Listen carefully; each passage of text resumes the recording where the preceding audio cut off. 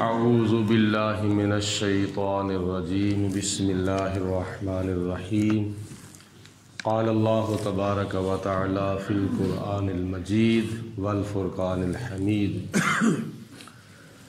قرآن مجید فرقان حمید کے 12ویں پارے کی سورۃ یوسف کی آیت نمبر 21 ہے، جس میں اللہ پاک کی ذات بابرکات نے حضرت یوسف علیہ السلام کا بازار مصر کے اندر بکنا بیان فرمایا ہے۔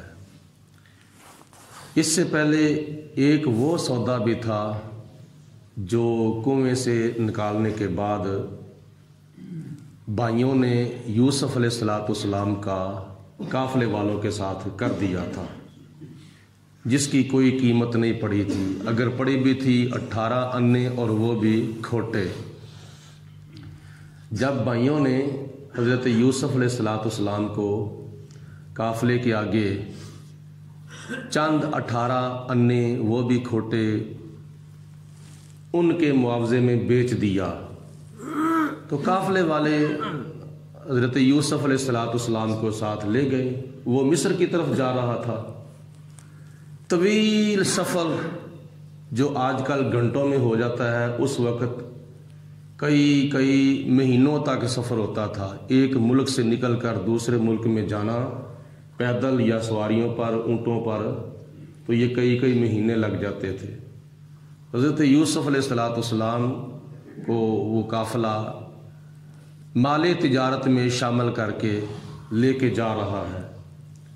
چلتے جب مصر کا ملک آ گیا تو اللہ تعالیٰ ارشاد فرماتا ہے کہ وہ قافلے والے جنہوں نے اپنا تجارتی سامان مدین سے لا کر ملک مصر میں بطور نمائش رکھ دیا، یعنی اگر کوئی چیز بیچنی ہو، کوئی سامان بیچنا ہو تو اس کو کیا نام ہے بنا کر سنوار کر سامنے لا کے رکھ دیا جاتا ہے۔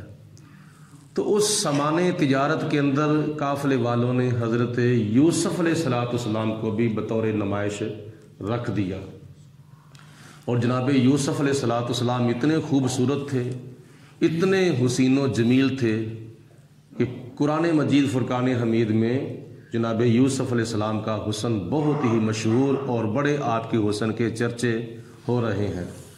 کوئی دیکھنے کے لیے آ رہا ہے، کوئی زیارت کرنے کے لیے آ رہا ہے، کوئی خریدنے کے لیے آ رہا ہے۔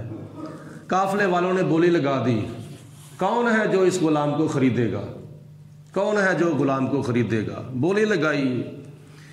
مصر کے اندر جو اس وقت بادشاہ تھا اس کا نام تھا ریان بن ولید، اور اس نے اپنا ایک پرائم منسٹر بنایا تھا، وزیر اعظم بنایا تھا، جس کو کہتے تھے قطفیر مصری۔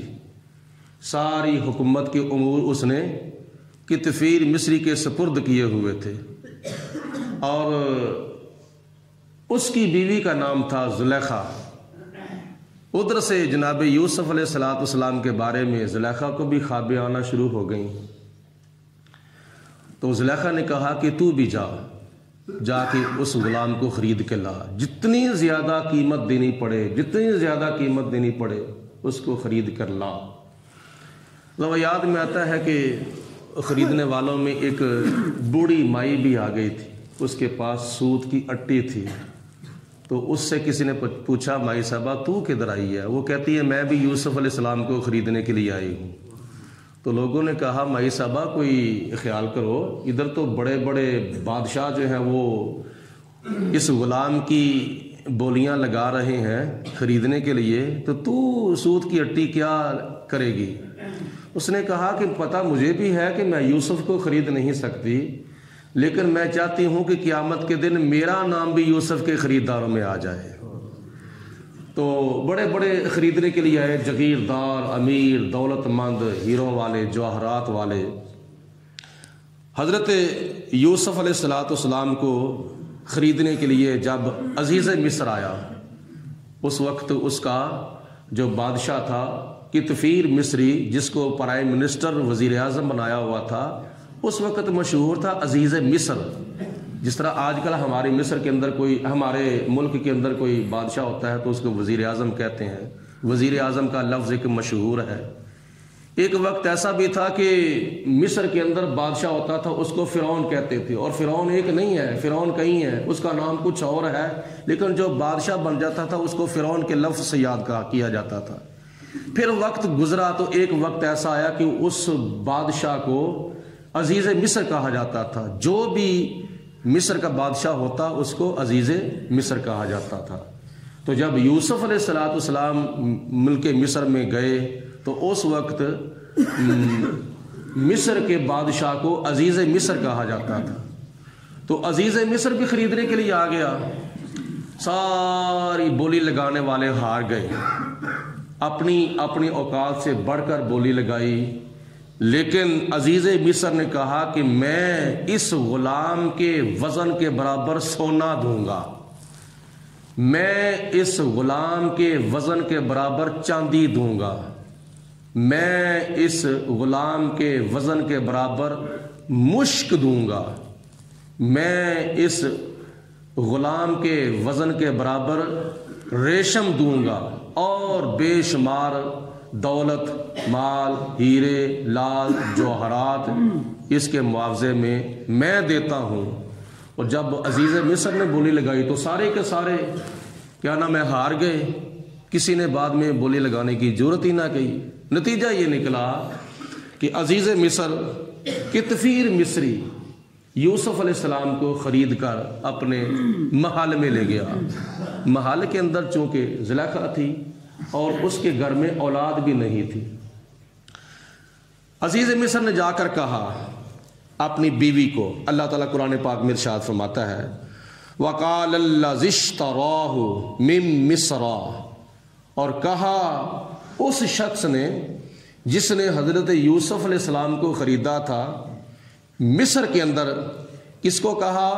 لِمْرَأَتِهِ, اپنی بیوی سے کہا, یعنی زلیخا سے کہا اکرمی مسواہ, اے میری بیوی, اے زلیخا, اس کو بڑی عزت کے ساتھ رکھنا, بڑے اعلیٰ مقام پر رکھنا, اس کو عالی شان محل میں رکھنا, اس کو اعلیٰ لباس پہنانا, اس کی خوب خدمت کرنا, شاہی کچن سے اس کو کھانا دینا, کسی قسم کی اس کی خدمت کے اندر کمی نہیں آنی چاہیے, زیادہ سے زیادہ اس کی عزت کرنا. یہ میرا خریدا ہوا غلام ہے اور یہ بڑا حسین و جمیل ہے, بڑا خوبصورت ہے. عزیز مصر نے اپنی بیوی کو حضرت یوسف علیہ السلام کے بارے میں بڑی نصیحتیں کی, بڑی تاکیدیں کی, اور ساتھ یہ بھی کہا عسیٰ ان ینفعنا, ان قریب ہو سکتا ہے یہ ہمیں نفع دے گا. مطلب یہ ہے کہ ہم اس سے کوئی مشورہ لیں گے حکومت چلانے کے لیے, حکومت کے فرائض سر انجام دینے کے لیے, ہم اس سے کوئی مشورہ لیں گے, یہ ہمیں مشورہ دے گا, یہ ہمیں کوئی طریقہ کار بتائے گا جس کی وجہ سے ہمیں زیادہ سے زیادہ فائدہ ہوگا. عسیٰ ان ینفعنا, ان قریب ہو سکتا ہے ہمیں یہ زیادہ سے زیادہ فائدہ دے گا, نفع دے گا. او نتخذہ ولدا, اور اگر کچھ اور نہ بھی ہوا تو ہم کم از کم اس کو اپنا بیٹا بنا لیں گے, یعنی ہمارے گھر میں جو اولاد نہیں ہے تو ہم اس کو اپنا بیٹا بنا لیں گے. او نتخذہ ولدا, ہم اس کو اپنا منہ بولا بیٹا بنا لیں گے. وَكَذَلِكَ مَكَّنَّا لِيُوسُفَ فِي الْأَرْضِ, اور اسی طرح اللہ فرماتا ہے کہ ہم نے حضرت یوسف علیہ السلام کو ملک مصر کی سرزمین کے اوپر جماؤ عطا فرمایا, قرار عطا فرمایا, ٹھکانہ عطا فرمایا. حضرت یوسف علیہ السلام کو ملک مصر کی زمین کے اوپر اللہ تعالیٰ نے رعب دبدبہ عطا فرمایا, بادشاہی عطا فرمائی, حکمرانی عطا فرمائی. جناب یوسف کو متمکن کر دیا مصر کی سرزمین پر. وَلِنُعَلِّمَهُ مِن تَعْوِيلِ الْأَحَادِيثِ, تاکہ ہم سکھائیں حضرت یوسف علیہ السلام کو خوابوں کی تعبیر کا علم. وہ خوابوں کی تعبیر کا علم جو ہم نے حضرت یعقوب علیہ السلام کو سکھایا تھا وہ ہم حضرت یوسف علیہ السلام کو بھی سکھائیں گے. اور ایک وقت پھر ایسا آیا تھا، حضرت یوسف علیہ السلام نے خوابوں کی تعبیر بتانا شروع کر دی۔ جب آپ جیل خانے میں، قید خانے میں موجود تھے، اس وقت کئی خوابوں کی تعبیر پوچھنے کے لیے آتے تھے، وہ واقعہ آگے آ رہا ہے۔ تو جناب یوسف علیہ السلام نے ان کو ان کے خوابوں کی تعبیر بتانا شروع کر دی۔ واللہ غالب علی امرہ، اور اللہ تعالیٰ کا جو حکم ہے وہی غالب ہو کر رہتا ہے، یعنی خدا تعالیٰ اپنے کام کرنے پر غالب ہے، جو خدا چاہتا ہے وہ ہو جاتا ہے۔ وَلَٰكِنَّ أَكْثَرَ النَّاسِ، اور لیکن اکثر لوگ جو ہوتے ہیں لا یعلمون، وہ جانتے ہی نہیں ہوتے، ان کو پتہ ہی نہیں ہوتا کہ اللہ تعالیٰ کی ذات بابرکات کیا کرنا چاہتی ہے۔ وَلَمَّا بَلَغَ أَشُدَّهُ، اور جب حضرت یوسف علیہ السلام رشد کو پہنچ گئے، یعنی جوانی کو پہنچ گئے، عالم شباب کو پہنچ گئے۔ کچھ مفسرین نے لکھا ہے کہ حضرت یوسف علیہ السلام کی عمر اس وقت 20 سال تھی، کچھ نے لکھا ہے اس وقت آپ کی 30 سال تھی، کچھ نے لکھا ہے اس وقت آپ کی عمر 40 سال تھی۔ تو جب بندہ 30 سال سے 40 سال کے درمیان پہنچتا ہے تو اس وقت اس کی جوانی بھرپور جوبن پہ ہوتی ہے، یعنی مکمل طور پر بندہ اس وقت جوان ہوتا ہے جب 30 سے 40 سال تک پہنچ جاتا ہے۔ اس وقت اس کی عقل بھی جوبن پہ ہوتی ہے، اس کی جوانی بھی جوبن پہ ہوتی ہے، اس کا فہم، اس کا شعور، اس کی سمجھ، اس کی فقاہت، اس کی ذہانت جوبن پہ ہوتی ہے۔ تو اللہ پاک کی ذات بابرکات نے اس وقت کیا عطا فرمایا؟ آتیناہ حکما وعلما، ہم نے حضرت یوسف علیہ السلام کو حکم بھی عطا فرمایا اور علم بھی عطا فرمایا۔ حکم سے مراد مفسرین لکھتے ہیں کہ اللہ پاک کی ذات بابرکات نے حضرت یوسف علیہ السلام کے سر کے اوپر نبوت کا تاج پہنا دیا تھا، یعنی آپ کو اللہ تعالیٰ نے فرمایا کہ اب نبوت کا اعلان کر دو۔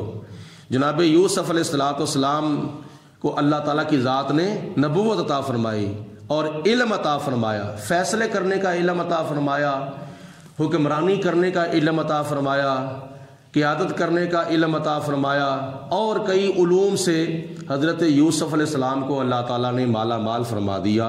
وَكَذَلِكَ نَجْزِي الْمُحْسِنِينَ، اور اسی طرح ہم نیکوں کاروں کو جزا عطا فرماتے ہیں، یعنی امتحان کے بعد ہم اس طرح اپنے بندوں کو انعام عطا فرماتے ہیں۔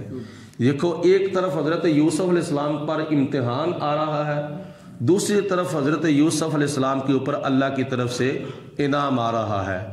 باپ سے بیٹوں نے یوسف علیہ السلام کو جدا کر دیا، یہ امتحان، کنویں کے اندر گرا دیا، یہ امتحان، قافلے کے آگے بیچ دیا، یہ امتحان۔